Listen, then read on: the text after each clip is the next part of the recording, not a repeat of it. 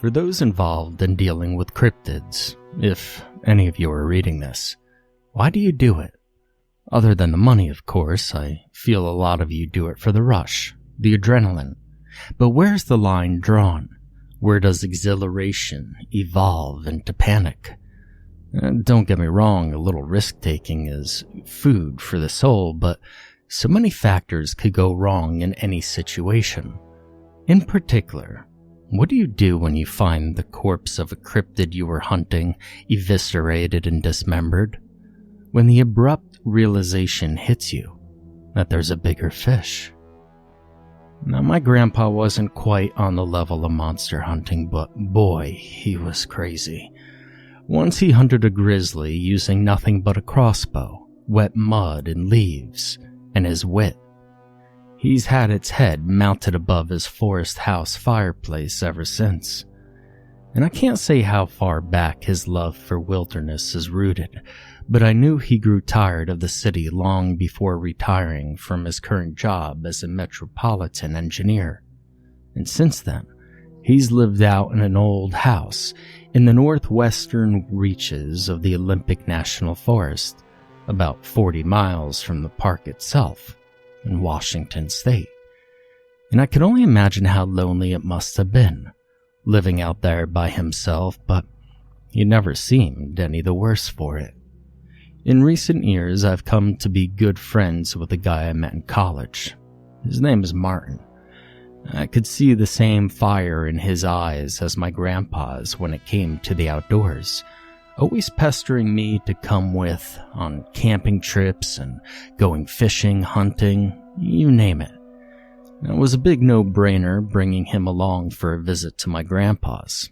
Honestly, I feared they might get along too well, and Martin would never return with me. But in the end, it didn't matter because both of us had been ingrained with a morbid aversion to the woods since that day. Martin was particularly eager this time, practically vibrating in the passenger seat of my Jeep. Last trip, Grandpa promised he'd show him the ropes of skinning and pelts.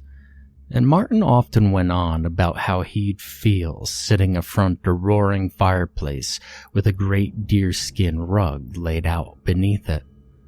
My motivation was simply to check up on my grandpa.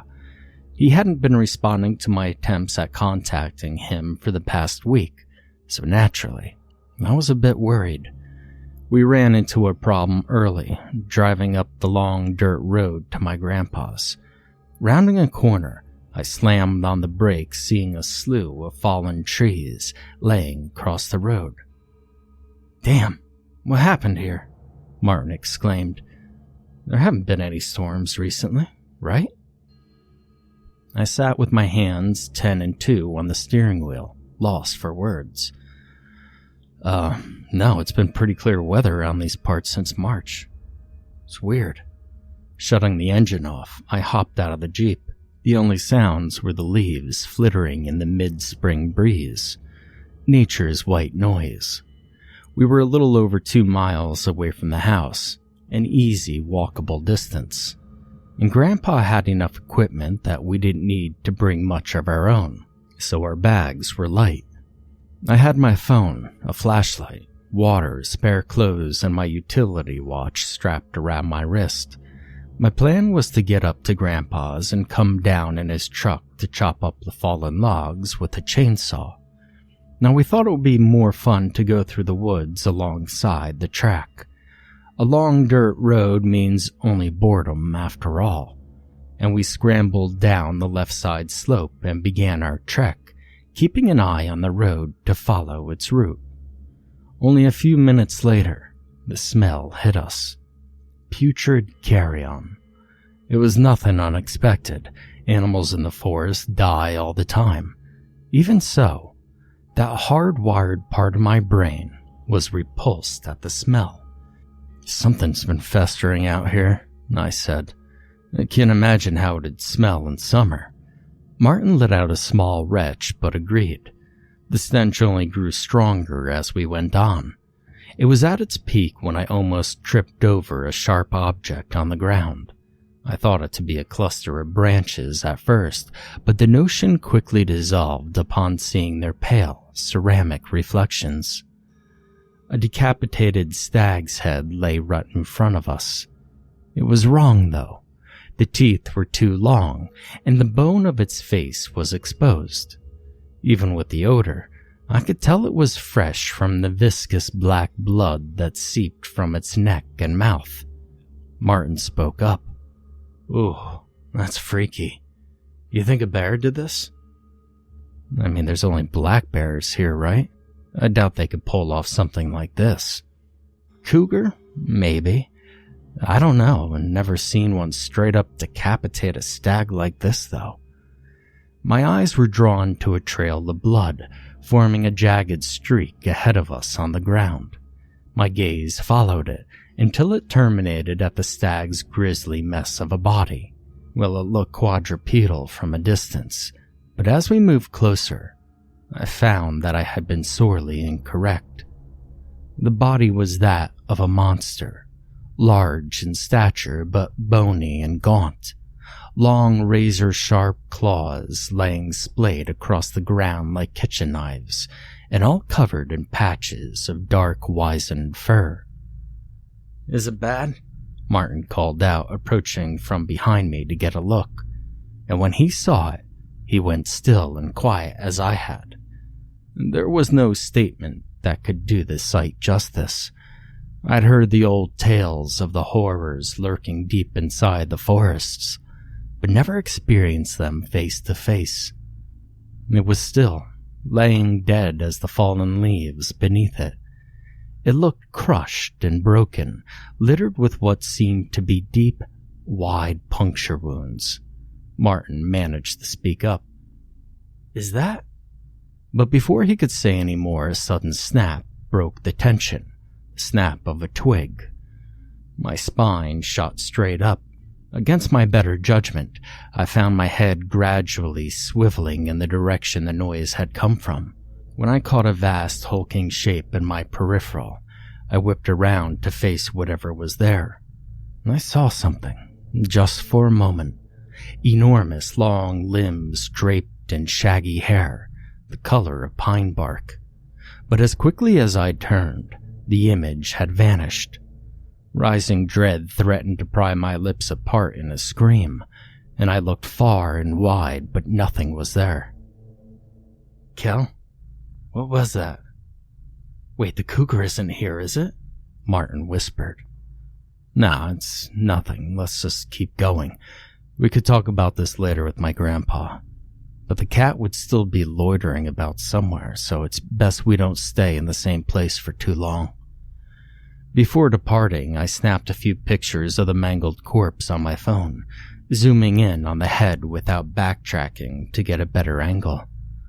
Someone told me that turning back, however briefly, could be a terrible mistake. We went on with an urgent pace, pretending to ignore the heavy movements between the trees nearby. Large animals will inevitably give way their movements, but they snap twigs, not entire branches. Even so, the movements sounded anything but clumsy. They sounded calculated, those of a stalking predator. As hard as I tried to filter them out, I caught myself glancing to the sides and behind us very often. I don't know whether I was hoping to see something or nothing, but still the woods around us were empty, other than ourselves. "Hey, Kel, if there's a mountain line around here, we should probably go up onto the road for a bit. It'll be easier to bolt if we need to." I agreed, and we veered off to the right, climbing up the roadside slope. Deep down, I knew that whatever was out there, it wasn't a big cat. We only told ourselves that, skirting the subject of monsters now made very real to us. The forest fell silent as we walked along the road. That was far from being comforting, though. If the woods are quiet, predators are about. It's a well-known idea in the community of wilderness enthusiasts.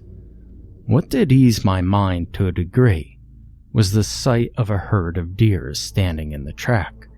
They cocked their heads to look at us, but didn't seem all that disturbed by our presence. At the same time, a feeling of being exposed, vulnerable, grew as hard as a lump in my gut. They started to move on as we got closer, wandering off the road and into the woods. One of the deer stayed in place. It wasn't frozen, but constricted. It twitched and whimpered as it started to rise off the ground, as if weightless. It happened so quickly, its screams were cut off as its limbs were snapped and crushed, and deep wounds erupted over its body. And then, like it had been there the whole time, it stood. It was a nightmare. Huge, unimaginably so, rivaling 2 elephants stacked up. It was hunched over, resting on impossibly long and thick forelimbs ending in spindly, sloth-like claws.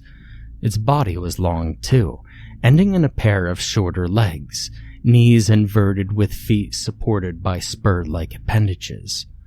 The lolling head that sat atop an arched neck looked like some bizarre cross between a horse and a crocodile. Hollow pits in place of its eyes, the torn skin around its mouth revealing horribly uneven and misshapen teeth that jutted out at irregular angles. The fading sunlight glinted off the long gashes covering its sides and head, and the dead creature from earlier had definitely put up a fight. But it could never have been enough. As we stood, stunned, it reciprocated our stare, the only real movements being the sets of rib-like appendages undulating on its underside, rendering the deer into a torn sack of flesh and bone fragments. The poor animal seemed to wither before our eyes as the sharp ribs forced deeper into its body, like a juice box having the last drop sucked out of it. In that moment, we were part of the herd, paralyzed. Some had already run off, but others were as statues in the presence of this beast. And then another smell hit us, different from the stench of decay like earlier, but equally sickening. Like moist earth, sulfur, methane, and dead fish. Its source was clear as wisps of gas from the beast's mouth became thick, billowing fumes, rising into the evening sky. The tension was broken with the deer's mutilated husk thudding to the ground. The remaining deer took flight, scampering off into the trees, and in response the beast snapped its head in their direction. Something was wrong with its head, flopping around clumsily as it turned. I took a step as it let out a deep, guttural rattle, before bounding off after the herd, its matted hair swinging violently. It splintered a tree as it went, but was totally unfazed by the impact. We waited until its thundering gallops faded into the quickly darkening night before saying anything. What the hell was that thing? Martin sputtered, tears welling up in his eyes. I don't know, man, but we have to get to the house before sundown.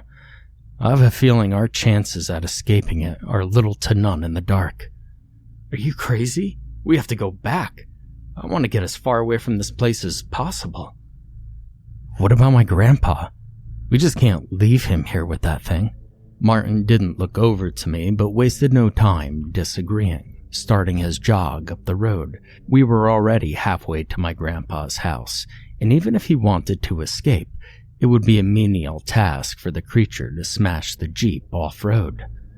The solitary light in the distance looked like the gates of heaven. It radiated softly, but I knew we couldn't continue out in the open, completely exposed. I looked down to my utility watch, making a mental note of the direction of the house. Northeast, before grabbing Martin by the arm and leading him off the left side of the road. Nature's cruel irony manifested in the steepening terrain and the thickening brush. The house's light quickly faded, leaving us with only our bearings to navigate. I thought we might have gone off track for a terrifying moment, but I saw the column of smoke above the distant tree canopy that could only be from my grandpa's chimney. "Come on, this way." As we neared, no light became apparent. Maybe he had already gone to bed. I can only guess with his lack of communication. We came up onto the lip of a hill, sloping down towards a flat clearing, but there was no house. There, the pillar of smoke, but there was no source. It began in mid-air from nothing. As we stopped to look, the point where the smoke came from jerked around in the air, and when I picked up on the organic stench, it clicked in my mind. Just like before, there it was, looking directly at us, the thick fumes spewing from its mouth, but I noticed something else this time. Now that the moon hung in the sky, its light glinted off of something beneath the creature's head. 6 black orbs, like obsidian, 3 on either side of its neck. They darted about independent of each other, and I knew immediately what they were. Eyes.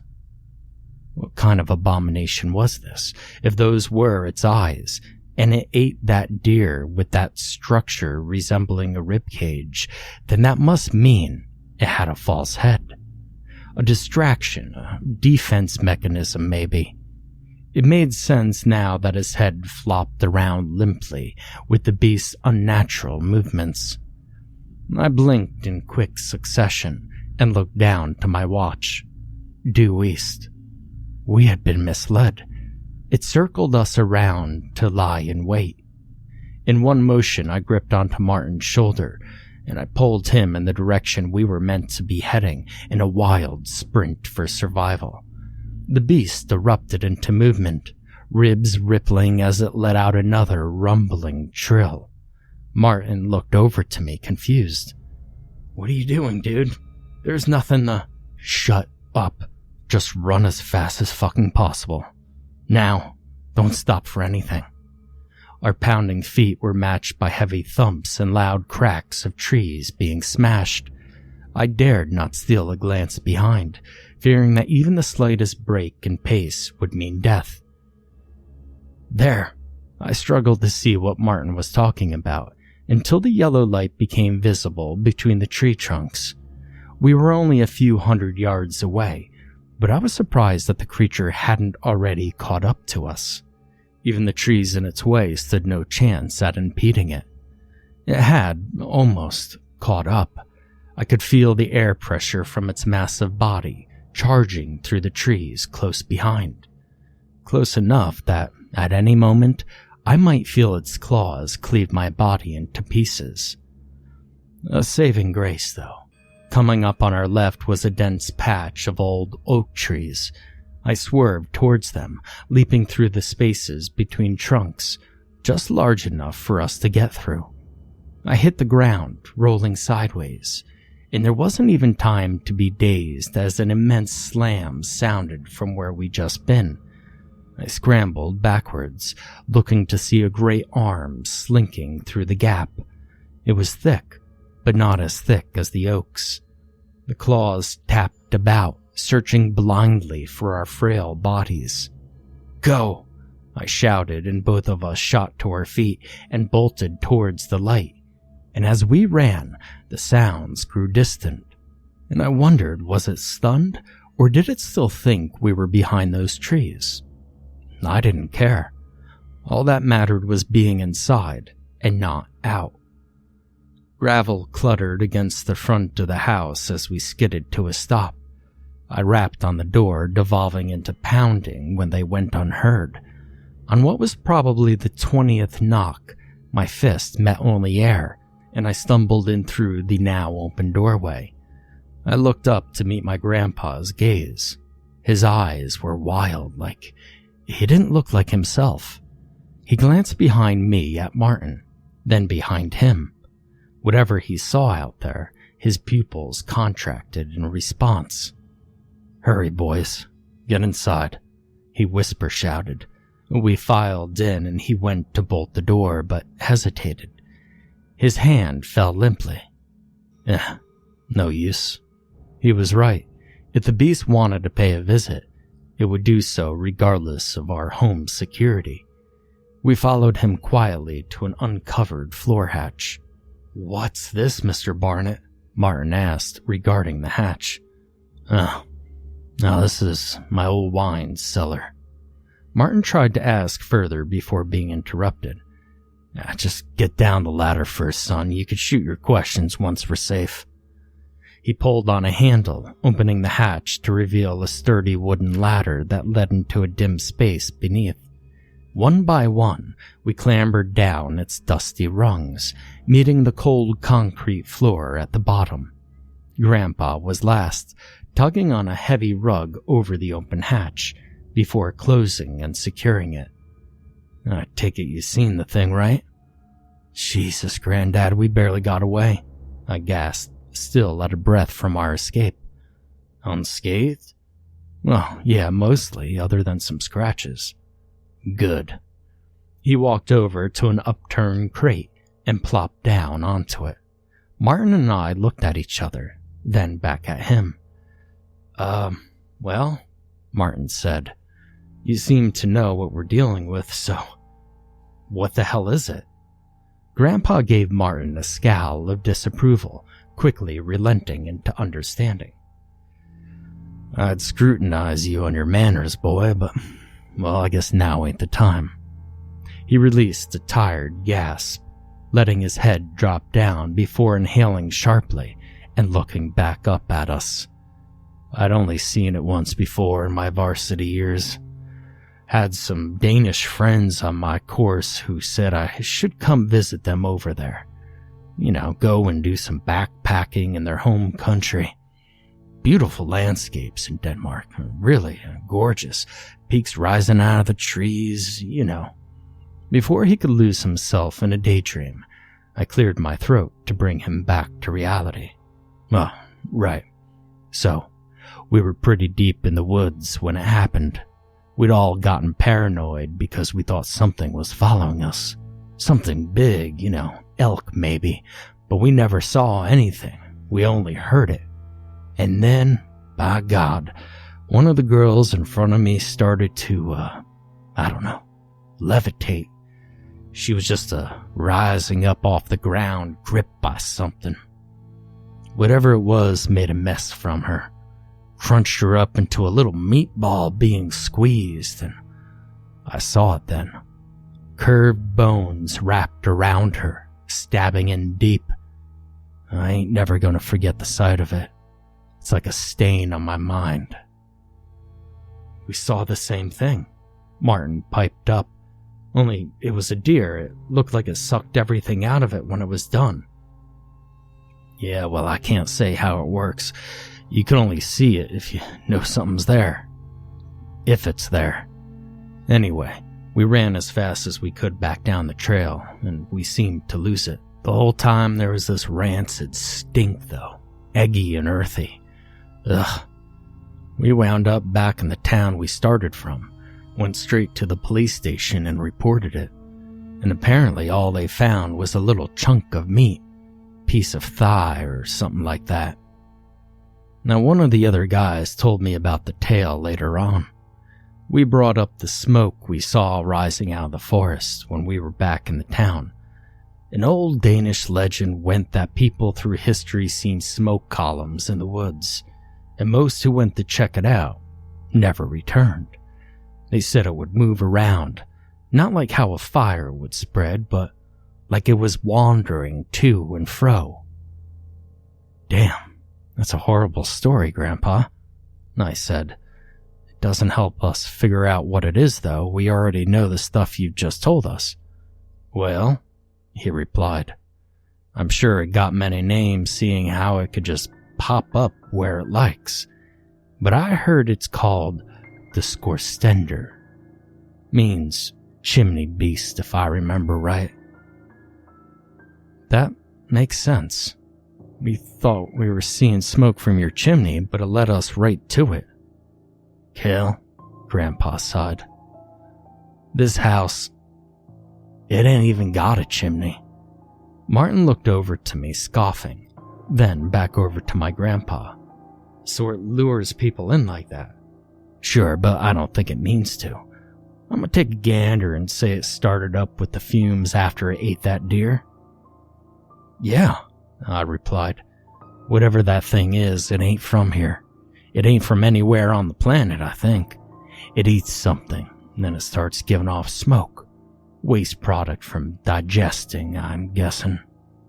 So, shit gas? Martin chuckled. He was always able to find a way to lighten the mood in dire situations, even if just a little.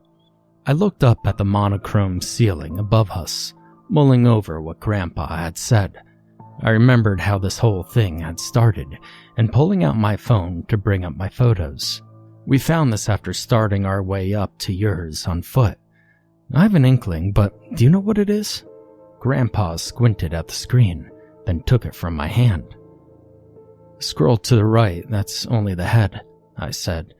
His silent focus was only punctuated by dull taps of his finger on the screen. Recognition lit up in his eyes, his head bobbing up and down. Well, I'll be damned. Wendigo, right? I asked. Yep. Now I gotta say, I ain't never seen one around these parts before, but then again, I was never looking for one. I doubt you need it, but you keep that as a reminder for what this beast is capable of.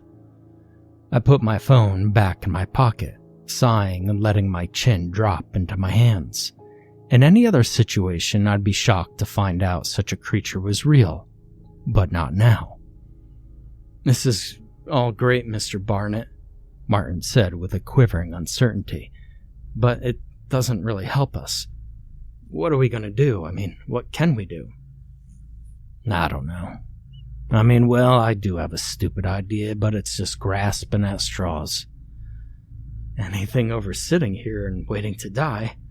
Martin breathed, staring off into space. Anything? Grandpa looked up toward the basement window, the only source of natural light in the room, what little of it remained. Well, I was checking my traps out east here, about 600-700 yards into the woods. Only when I got there, there was this smudge. Well, I don't know what to call it, but that's the best I could describe what it looked like. It was like looking into it.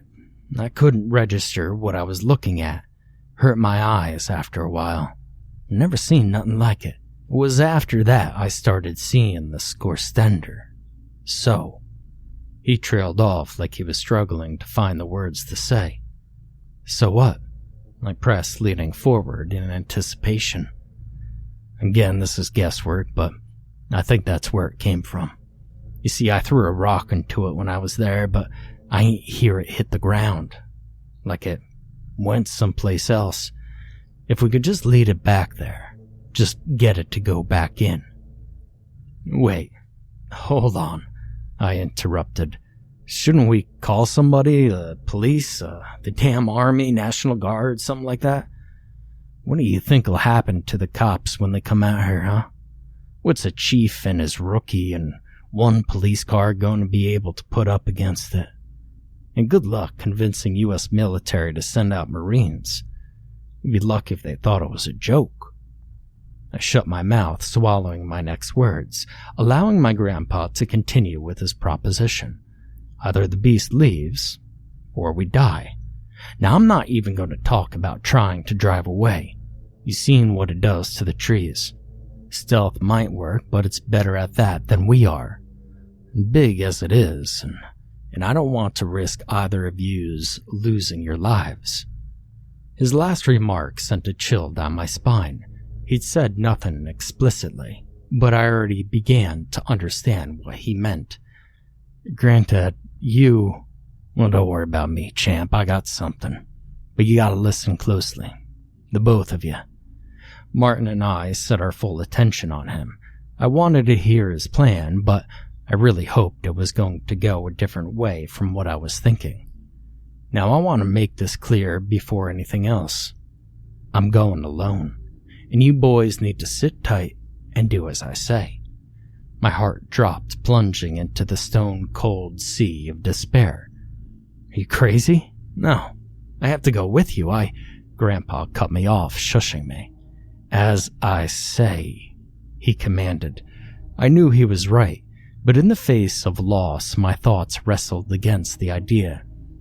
Okay, I'm gonna call you when I'm a ways off, alright? You have to pick up and stay on the call with me. You see, it's vital you keep your attention on my voice. I need both of you to be brave for the next part, and I need you to make as much noise as you can. Martin's eyes bulged in fear. Won't that just get us killed? I haven't finished. That's only up until I call you. And when I do, you shut up and you hide in the darkest corner of the cellar. Okay? I was heaving for breath now, cold beads of sweat budding on my forehead, but I closed my eyes and stilled myself. Yeah. Okay. Good.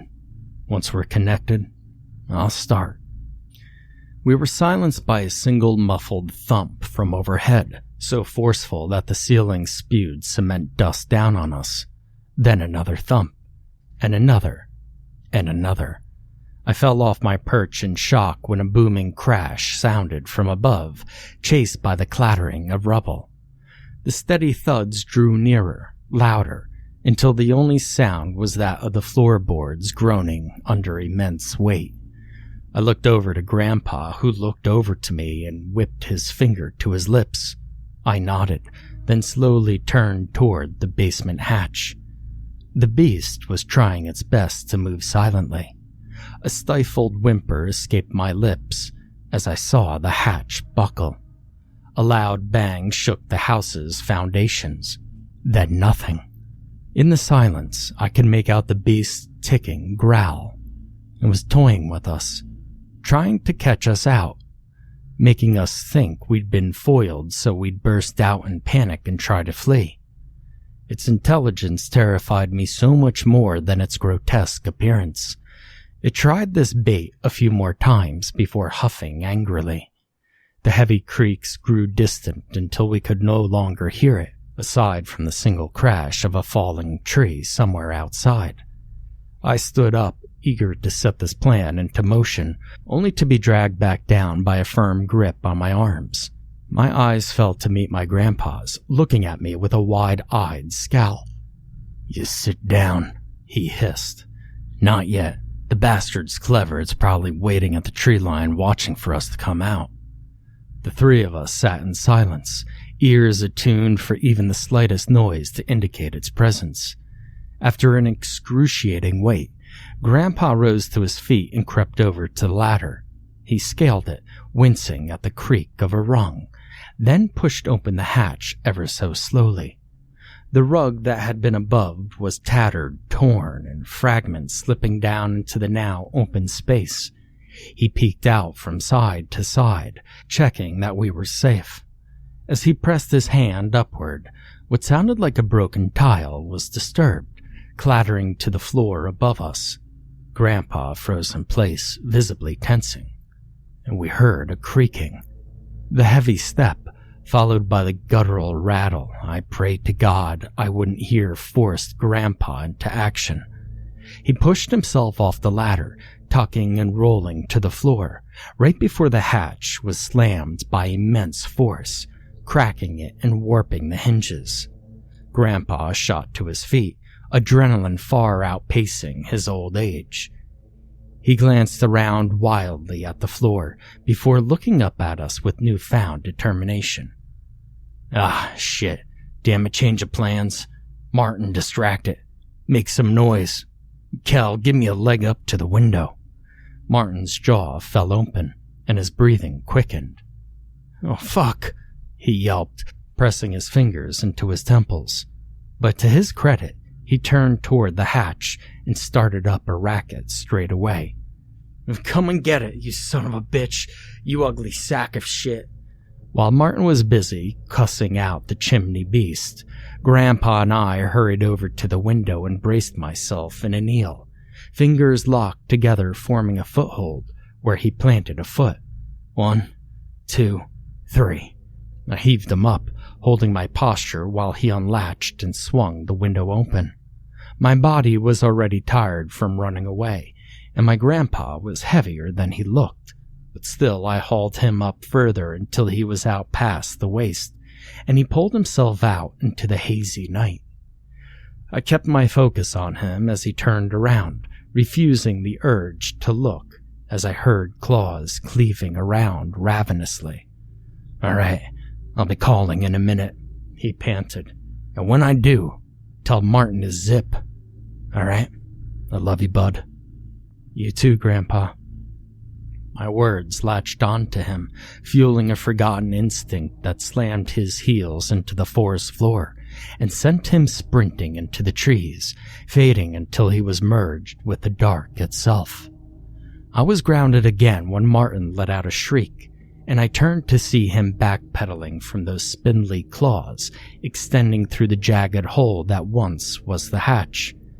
A thick trail of blood smeared from him as he shuffled back, the same crimson that slicked one of the titanic claws.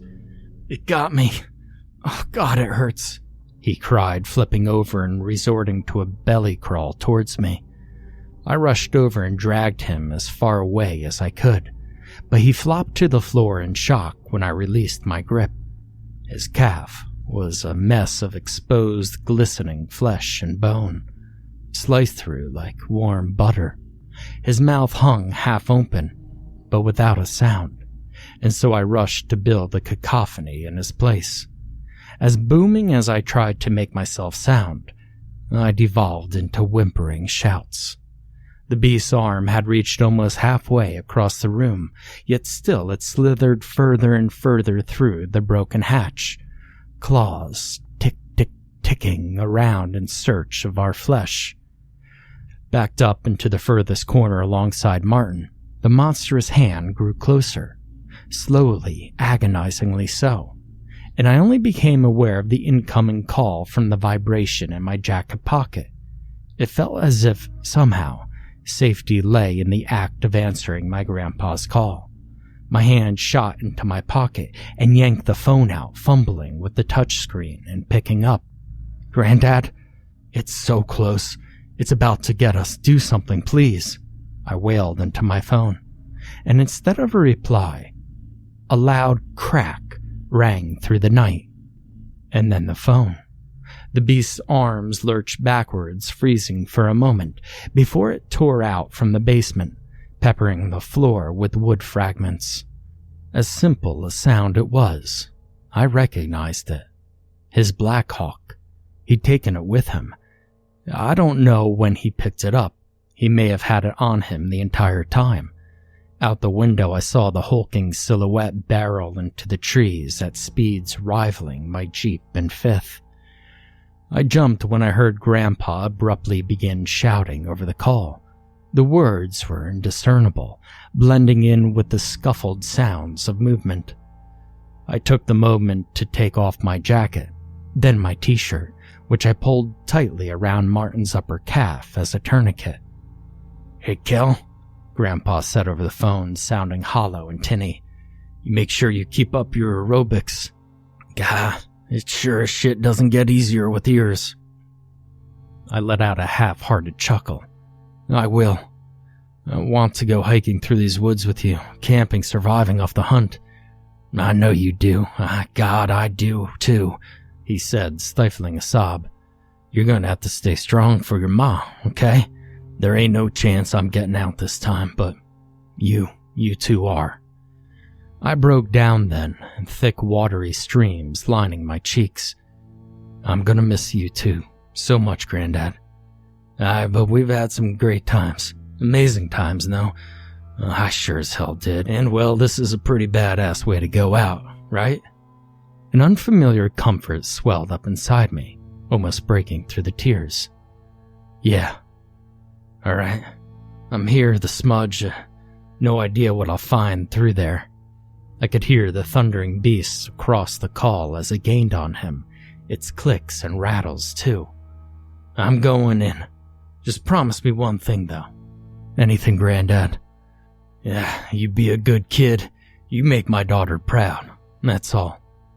A bizarre noise came from the phone speaker, something akin to the sound of a stone sliding across a frozen lake, followed by a splash that seemed to kill all noise. That dead silence was broken when a shuddering voice spoke again through the phone. "What the? Where are you?" I yelled, pleading for any small morsel of information he could provide. "I don't know, I'm in a pipe, I think. Some kind of glass tube. I can see everything outside. It's all there, all at once. There's more of these tubes, so many more. They're branching and splitting, but..." The connection got progressively weaker as he talked, jittering and buzzing in my ears. "I'm heading down this tube now, and there's a central one, but it's huge, enormous. No, I don't think it's the central. In the distance, there's so many. What in the hell is this place?" My exhausted brain couldn't fathom a single thing to say. I just listened, almost as confused as he was. "Streams of, there's some of them in the..." He was cut off by a tremendous splash, but the sound quality at this point made it sound more like a roar. I could only hear his whimpers until that hissing trill climbed its way under my skin once more. It melded with the audio glitches, but then I heard something I never could have expected, even after seeing what I'd seen. The cracking and ticking, and it sounded as if a creature was stuttering, clearing its throat before... "Exalted be Aradrith, for its flow showeth the path." It spoke. The unearthly nightmare beast has spoken. Its words were jarring, like it was repeating after someone taught it how to talk, broken by animalistic clicks and hisses. Grandpa screamed, but the call lost connection completely and drew it out as a high sine wave tone. My hand acted of its own accord and loosened its grip, sending the phone clattering to the ground. By the time I had crouched down to grab it, only my home screen greeted me as I pressed the home button. Call failed. I looked down to Martin. He was out cold but breathing. The bleeding had died down, but he needed urgent treatment. Even so, I fell to the floor, back slouched up against the cold concrete wall, and decided to wait it out until sunrise. I was certain Grandpa's plan worked, but just the slightest uncertainty held me in place. The adrenaline was beginning to wear off.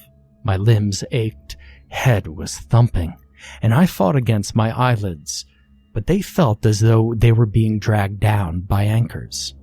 All light vanished, and I faded into sleep. I awoke to heat on my face and a red-orange blur. I opened my eyes, grimacing at the rays of sunlight that poured through the destroyed basement hatch directly onto my face. Any notions of a simple nightmare were shattered. Martin. I rolled over on my side, seeing him laying a few feet away, and thank God, he was still breathing. The blood coating the skin of his left leg was dry and crusted, but a small amount of it still seeped from his mangled limb. I chose to let him rest while I turned to the broken ladder, hauling myself up what remained of its rungs and out onto the house. What remained of it, at least. Utter devastation. And I do not exaggerate when I say almost the entire front portion of the house was gone. Wooden beams jutted out from piles of rubble and dust, but all was still. Unlike the day prior, birdsong weaved through the woods and into the ruins. I recall learning about how forest animals would go quiet when a predator is nearby, but I'd been too on edge to notice until their sounds had returned. Still, subtle chills warmed their way into my spine. I felt safe, but I'd also felt safe with my grandpa in the basement until the attack. No smoke plumed up from anywhere across the tree line, and no stench defiled my nose, but I couldn't shake it. I spent some time scrambling around in the back half of the house that still stood. Quicker than expected, I found the keys to my grandpa's truck. in the corner on top of the kitchen counter. I practically leapt down into the old wine cellar, then slowed my pace, gently shaking Martin until he stirred. He was groggy and confused. "Don't worry, man, I'm gonna get you home." I wrapped his left arm over my shoulder, supporting him to the ladder. It was tough getting him out, but I did, and we hobbled through the ruins to the truck. Driving faster than truly necessary, I swerved, slamming on the brakes when the fallen tree trunks came into view almost out of nowhere. The jolt shook Martin, and he came to attention from the pain in his leg. I apologized for it, but wasting no more time in getting out and helping Martin down from his seat. The stench of death was stronger in the air. The Wendigo corpse festered nearby. It brought me back to the night before, the raw terror, spawning paranoia within me that grew intense over the short walk between the truck and my Jeep. I felt exposed, naked. We made it across the trees and into my Jeep quickly, even with Martin's injury. And still, without any warning signs of the beast, my heart was drumming so hard I could see my chest pulse. After a messy three-point turn, the wheel slipped, kicking up dust before we shot away down the road. We drove until we reached the small police station, where I flew out of the Jeep and burst through its double doors. Perhaps a rash action in retrospect, but my mind was elsewhere. And before anything else, I had them call an ambulance for my friend, following by reporting a severe animal attack. When I was asked what attacked us, I spat out, "Cougar."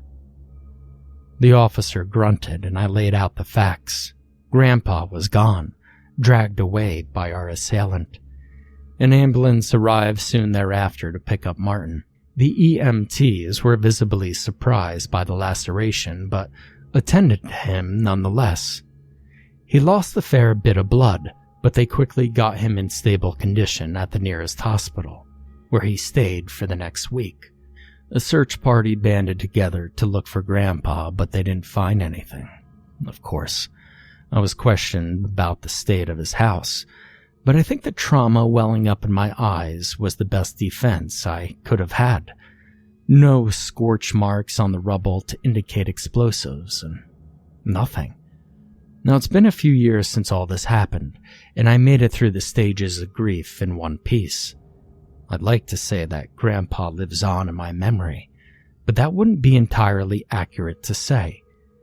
I could still remember him, our conversations, days out, the smell of his fireplace, all of that. But no matter how hard I try, I can't remember what he looked like. That's to say, there's only an imperceptible smudge where he once was in any pictures I still have. I don't know where he ended up, some massive network of tubes, but I get the distinct impression that his grave lies elsewhere, in another place that's separate from this world.